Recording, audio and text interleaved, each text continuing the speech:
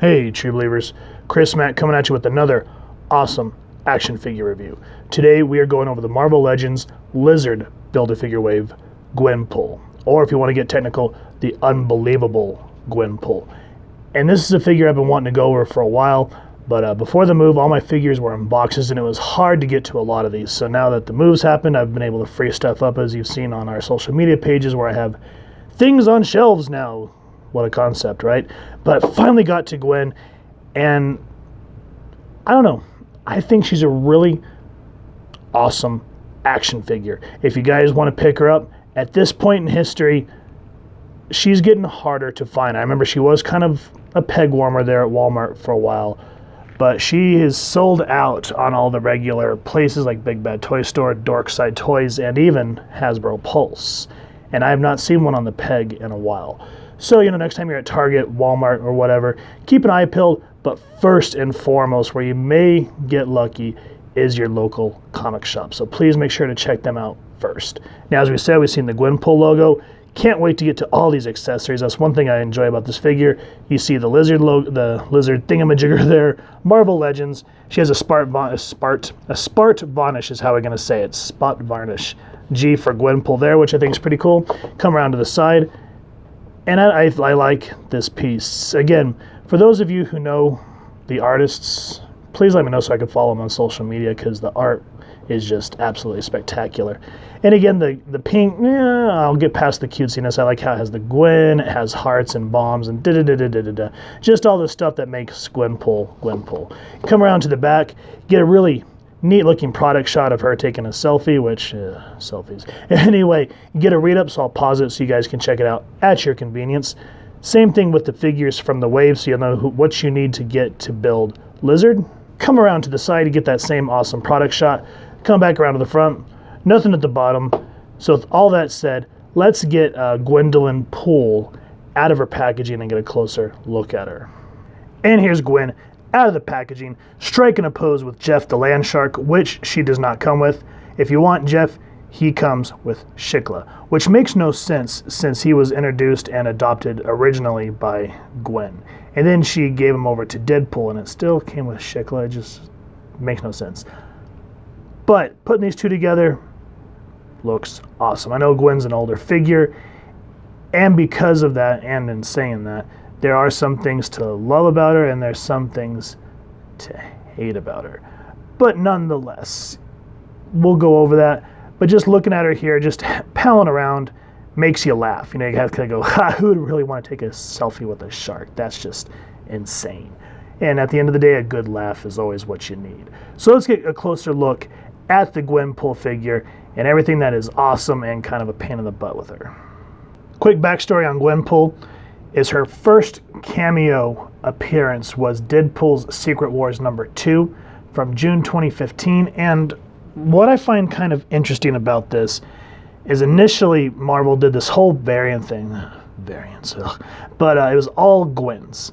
And Spider-Gwen got popular, and from what I read, they said that they started noticing people dressing up as Gwenpool at Comic-Cons, even though, she wasn't a established character. She was just this random variant. And so they had Christopher Hastings, I believe is his name, create the comic book, which then her first full appearance is Howard the Duck #1 from November 2015.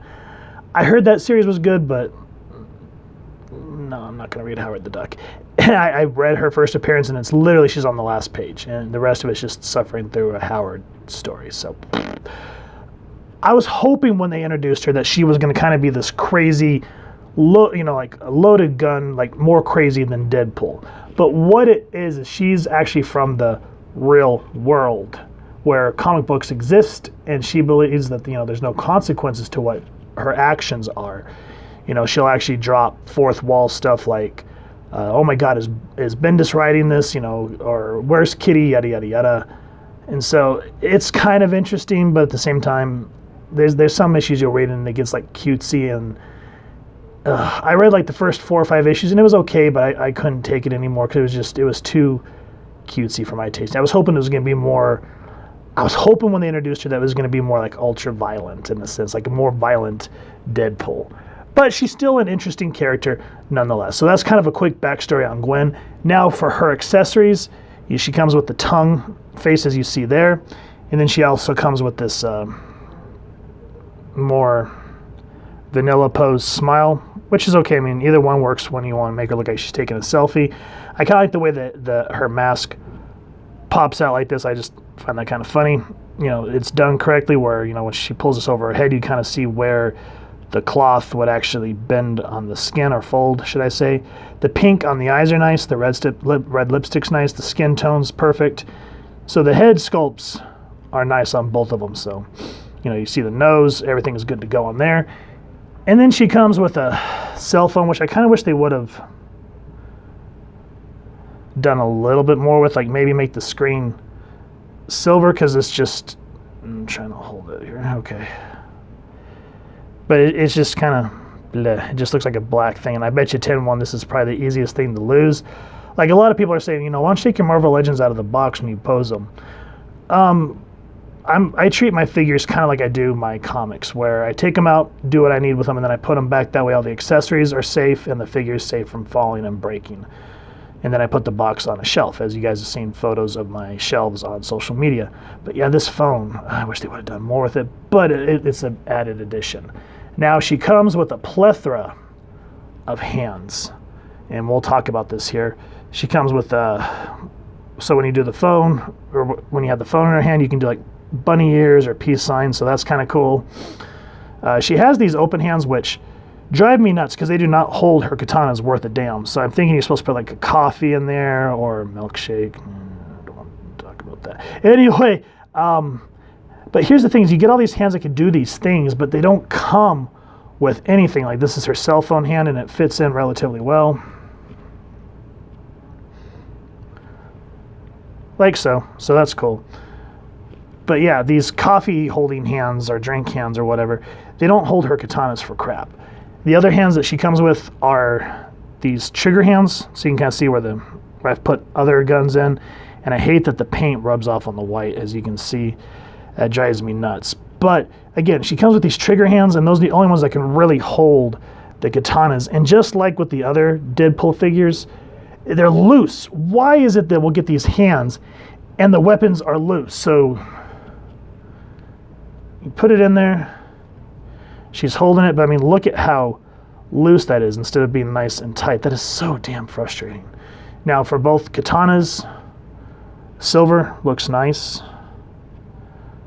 The hilt has a nice brown, has a good wrap on it. Looks really good, as you saw, fits in her hand. And then she does come with a little penguin backpack that's attached. You can't really take it off unless you loosen the figure, you know, like warm it up, pop the hands off, then you could take it off, but why would you? And these fit relatively with ease in here, so I like to put them facing like this on both sides, blade facing outward or inward, however you want to say it. But as you can see, slides in relatively well. The only downfall is when you do put them in,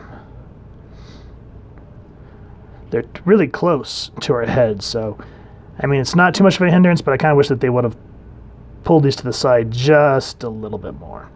So anyway, that's all the accessories that she comes with. And you see my gripes that I have, but at least we have weapon storage, so, you know, thank Galactus for that. Anyway, as I said just a minute ago, like with the other head sculpt, this one is equally nice. Got the pink. I like that she has kind of like that tongue look, just kind of funny. And it has the little zany cork on the head, pink eyes. That little penguin's cute. And I like that they made it, sure, it looked like kind of like a backpack where it has like the stitching and whatnot. The pink on the outfit's good. No paint rubbing or running anywhere. The only thing that does kill me is like if you try to put another gun or the katanas, they do eventually rub on her hands. And I don't know how to get that off. Probably have to try some rubbing alcohol. If y'all have any other suggestions, let me know. I like the silver here along her uniform. Really cool. Her boots look nice. You can kind of see where she has her shin guards, her white socks, her pink straps to hold the shin guards, pink shoes, laces, good stuff.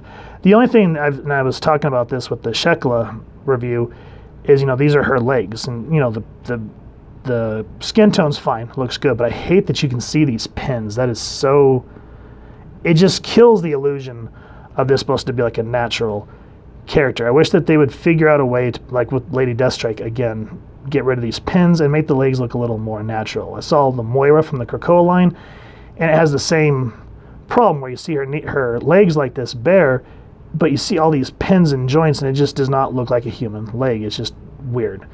Anyway, that's just another gripe. I like the G here on her belt. Looks good. I like that she has another waistband here. This one is a little bit tighter so it doesn't flop around as much. I like all the different pockets, but it would have been cool if they'd given her some guns and maybe been able to pop some of these on there. Just, that's the type of person. I'm an accessory junkie. I like the gauntlets on her wrists with that red. It just brings the whole figure together. So overall, the paint apps, I think, look good. I wish we would have gotten some different accessories other than just the katanas. But overall, I welcome everything that we did get with her, and the paint apps just look beautiful. Now, even though I'm not a big fan of this body mold, because they've used it for Jean, Psylocke, basically all the female characters. They even used it for Shekla that we went over last time. But at least she's bendy like a Spider-Man or a Deadpool character. So her head, she kind of has a double jointed neck there, so you can get her to look down that much. Same thing, she can look way up, so you can get some like flying, you know, she has a gun or katanas on her hand. So that's cool. I like that. That's always welcomed. Her hands, her arms do spin 360. Can go up that much, and of course the head does spin 360. And then this mold is why I get irritated, is because you see this little, let me get the focus, flap over the arm right here. You have to kind of work it around where it's open like that. You still kind of get 90 degrees single jointed elbow. It's just kind of like, can we get the double jointed, please? But at least it bends, and then it does rotate right there at the elbow. Hands do spin 360. Go up, down that much, go up that much. Waist spins here at the ab. Go that way. Can't really bend down, which I kind of wish that she would, like Shekla, but it's an older figure, so it's crap. She can bend back about that much, which I wish we could do more. It is what it is. Legs can only go out that far. And that's because with this older one, you see how we have the butt shell here that looks more like a clam shell or whatever you want to call it, and it comes all the way around, so you can't get past that, which makes it really freaking frustrating. Same thing on the front right here, so you have to get creative on how to kick her, so you have to really play with the peg and then twist the leg to make it go out that much, which instead of just being able to naturally spin it, it's really frustrating, folks. And even after you play with it, the back one, you can only go that far back. At least she has double jointed knees. Thank goodness for that. Upper thigh cut. She has no boot cut, sadly. Feet can go up that much. Feet can go down that much. Nice ankle pivot. And that is her articulation in a nutshell. I wish that you didn't have to play with the peg in order to get her to look like she's doing an actual kick. That's frustrating. I wish she could look down a little bit more, but at least she's semi-bendy, so you can get some really cool action shots, just like you should with the more bendable characters like Deadpool and Spider-Man, and of course Spider-Gwen, and now Gwenpool. So whatever, you know, articulation we do get with her, it's welcomed. And and again, just being creative, you can get some decent shots, and for that I'm thankful. Now, since Gwen is kind of random and likes to pop off with fourth wall breaking, I figured I'd just throw in some random figures for a size comparison. First off, here's the Shekla figure that we went over last time from the Strong Guy Build-A-Figure wave. And then I don't remember who made this Spider-Man bobblehead, but, you know, I like him. So I thought I'd put him next to Gwen. And then we have Hasbro's Transformers Revenge of the Fallen Brawn. And then this is the Mattel Justice League Kilowog. And then, as you can see, the size comparisons here are random. It blows my mind that this bobblehead's just about as big as Gwen is. Shekla stands a little bit higher. I think she's about 6.5. I think Gwen's about 5.5, 6. Brahm and Kilowog are about the same size, going probably somewhere around 5 inches or so. But nonetheless, whatever type of collector you are, as you can see here, you put them on a shelf, and they're not going to look too bad. I mean, Spidey's going to look a little odd because he's a bobblehead, but still, just for the fourth wall breaking zaniness, that's going to be fun. There's no problem there. I think all these characters are great. I love transforming that one. He's one of my favorite ones. I found it at a garage sale for like $5. I'm just like, yes! He doesn't have his guns. Speaking of, if you guys have any extras of his guns, I really need them, so please hit me up. But anyway, back to the review. Gwenpool, as I said, I wish the comic was more like an ultra-violent version of Deadpool. But again, she does get some pretty good laughs, so I can't bash it too much. And the figure is really fun, even though some of the articulation does chap my hide. As you can see with her katanas plugged in, you can still move her head around and it's not really going to hinder anything, especially when she's doing her foam with her bunny ears and all that good stuff. So again, whether you're doing photography or just posing these on the shelf, you're going to have a great time with all your figures. And as long as you play the depth of field, scale should not be that big of a deal. So let me know what you all think of all these figures down in the comments.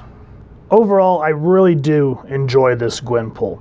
Yes, the mold itself suffers from the same problems as earlier figures with the kind of those cheesy elbows, and then of course the skin. I hate that you see the skin and you see all the moving pieces. I wish there's a way that they could hide that and have like the leg look natural.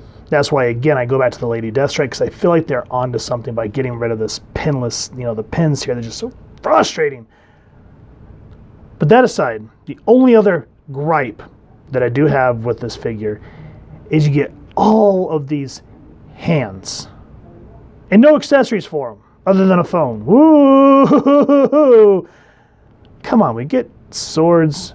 Can't we have like a coffee cup, or I don't know, like a spine that she's ripped out, or some little guns? Something to offset all those hands. And then the other thing, and this is the same gripe that I have with Deadpool figures. Why is it the hands that can hold the swords always so freaking loose? Come on, Hasbro. That is obnoxious. Let them sit in there tight instead of little loosey-goosey. That is so damn frustrating.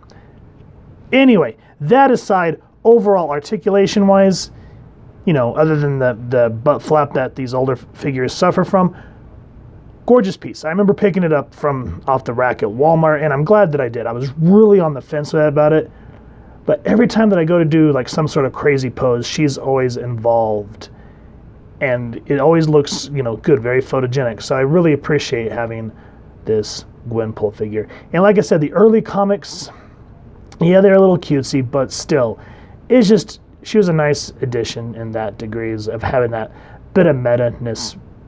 Made you laugh. So if you've enjoyed Gwenpool or enjoy the figure herself, please first and foremost support your local comic shop and see if anybody's traded this figure in. If not, just see if you can maybe find it in a clearance aisle or hiding somewhere at Walmart, or you can hopefully find some other places online, because like I said, the other places were sold out. And if you've enjoyed this review, we really would appreciate if you take a moment to hit like, share, and subscribe. Helps the club channel more than you could possibly know. And if you wouldn't mind hitting that fancy little Gwenpool bell next to subscribe, that way we can continue to upload content, you guys can get notified. Come to the channel, and we love talking with you all and hearing your feedback down in the comments below or on our social media pages, which I'll make sure to leave the links down into the description. So with all that said, photo slideshow coming up next. Thank you all so much for stopping by, and I hope you all continue to have an absolutely amazing day reading, and happy hunting, true believers.